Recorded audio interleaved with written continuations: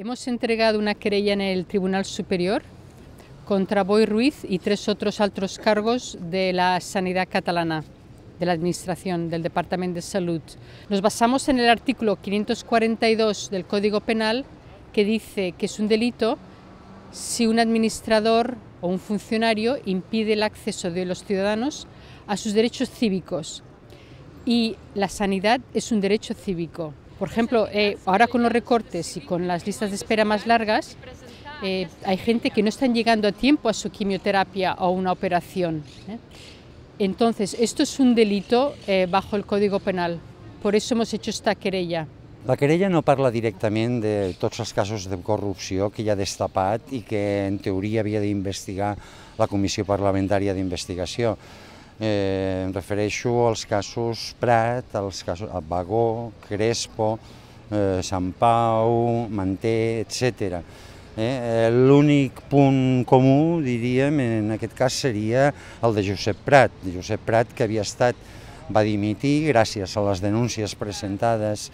Era president del Consell d'Administració de l'ICS y per això en concret está en aquesta querella. Las leyes dicen que no se puede ser un administrador de la sanidad pública y tener un negocio en la sanidad privada al mismo tiempo.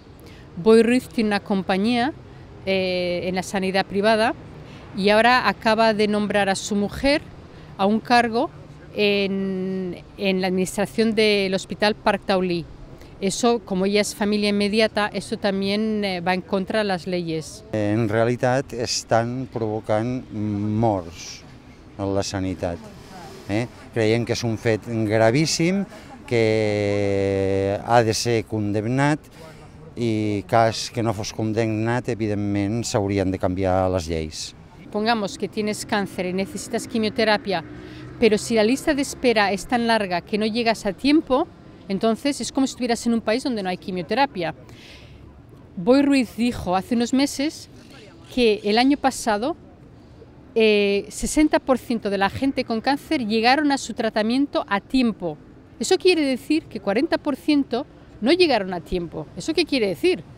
Que se murieron. Estas personas, estos administradores, están rompiendo leyes, están incumpliendo leyes y se están quedando impunes. Y es lo que decimos, no a la impunidad.